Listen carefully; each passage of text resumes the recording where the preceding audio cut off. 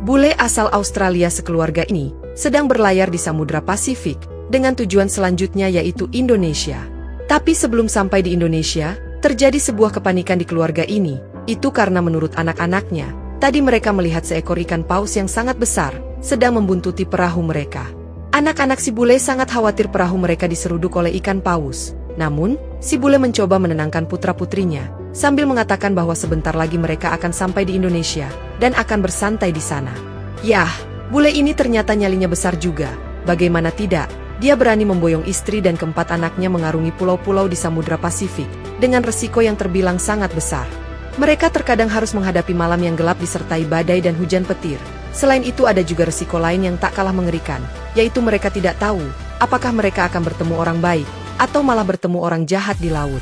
Tapi pertanyaannya, mengapa hari ini si bule berpakaian sangat aneh? Bagian atasnya terlihat sangat rapi, sedangkan bagian bawahnya hanya mengenakan celana pendek biasa. Menurut si bule, dia baru saja mengadakan rapat secara online dengan para kliennya, karena ternyata pekerjaan si bule yang sebenarnya adalah seorang akuntan di beberapa perusahaan, sehingga dia tidak perlu masuk kantor untuk kerja, karena pekerjaannya bisa dilakukan dari jarak jauh. Dan akhirnya setelah berlayar berhari-hari dengan dihantam badai dan gelombang, akhirnya mereka memasuki Indonesia, tepatnya masuk lewat Kota Biak di Provinsi Papua sana. Setelah sampai di pantai Kota Biak, hal pertama yang dilakukan si bule adalah mendatangi kantor imigrasi di kota ini, karena sebagai tamu yang baik, si bule harus melapor, supaya mereka aman untuk berkeliling Indonesia nantinya. Para petugas imigrasi kemudian ikut dengan si bule menuju ke perahunya, karena ternyata mereka akan mengadakan pemeriksaan untuk memastikan bahwa perahu si bule tidak membawa sesuatu yang dilarang masuk Indonesia. Dan setelah perahu mereka dinyatakan aman, akhirnya kini si bule resmi untuk berpetualang di Indonesia. Tapi, mereka ternyata tidak ingin meninggalkan Kota Biak begitu saja. Mereka pun memutuskan kembali ke darat, setelah itu menyewa motor, dan akhirnya mulai jalan-jalan di kota ini. Acara jalan-jalan si bule ternyata bukan tanpa tujuan.